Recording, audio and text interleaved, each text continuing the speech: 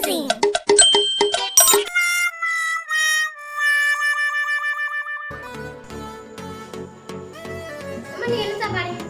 பயறு தாங்க.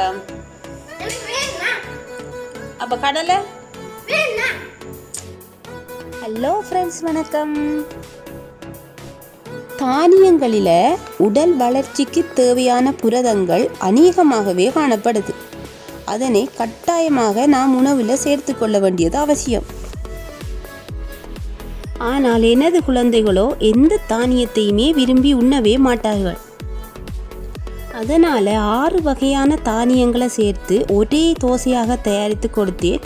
அதனை மிகவும் ரசித்து உண்டார்கள். இந்த தானிய தோசையினை எவ்வாறு செய்யலாம் என்று வீடியோவை தொடர்ந்து பாருங்கள். அடுத்தடுத்த வீடியோக்களை தொடர்ச்சியாக பார்வையிட சேனலை சப்ஸ்கிரைப் பண்ணி வைத்துக் கொள்ளுங்கள். அப்போதுதான் நான் போடும் வீடியோக்கள் அனைத்தும் உங்களுக்கு உடனடியாக நோட்டிஃபிகேஷனாக காட்டப்படும். தொடர்ந்து தானிய தோசை எவ்வாறு செய்யலாம் என்று பார்ப்போம்.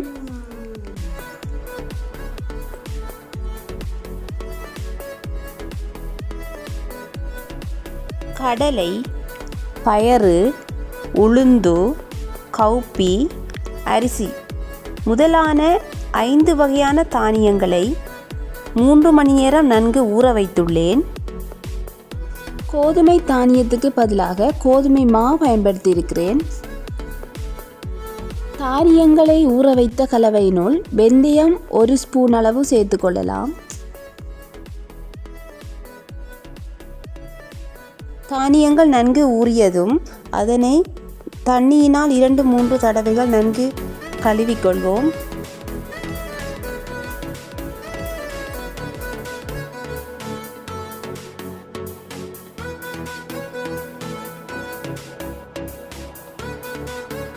இரண்டு கப் அளவு கோதுமை மாவு சேர்த்துள்ளேன்.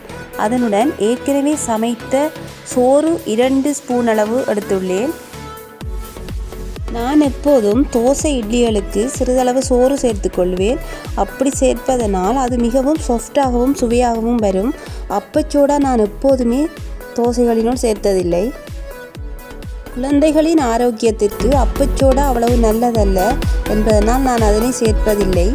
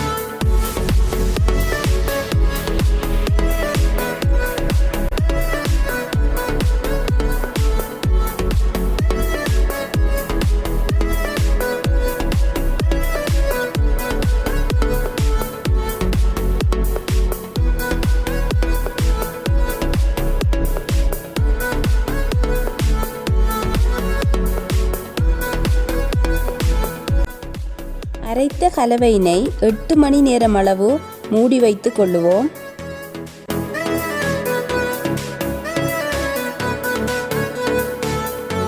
நாம் அரைத்து வைக்கும் கலவை நாம் வைக்கும் அளவை விட மிகவும் உயர்ந்ததாகவே காணப்படும். அதனுடன் 1 தேக்கரண்டி அளவு உப்புத்தூள் சேர்த்துள்ளேன்.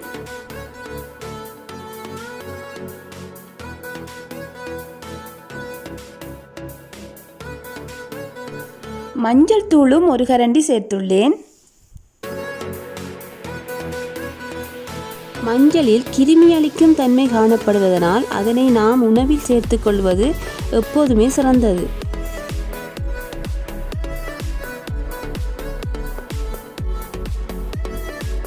தொடர்ந்து இதனை தோசையாக செய்து கொள்வோம்.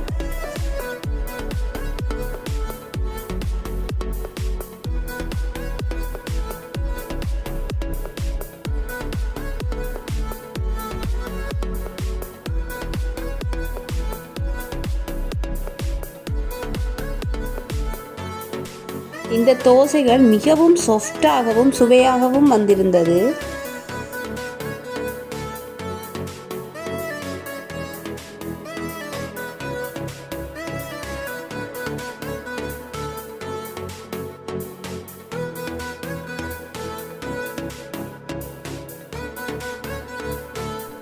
பாடசாலைக்கு செல்லும் போது நான் இவ்வாறு தோசையினுள் சம்பலை வைத்து அதனை கட் பண்ணி கொடுத்துள்ளேன்.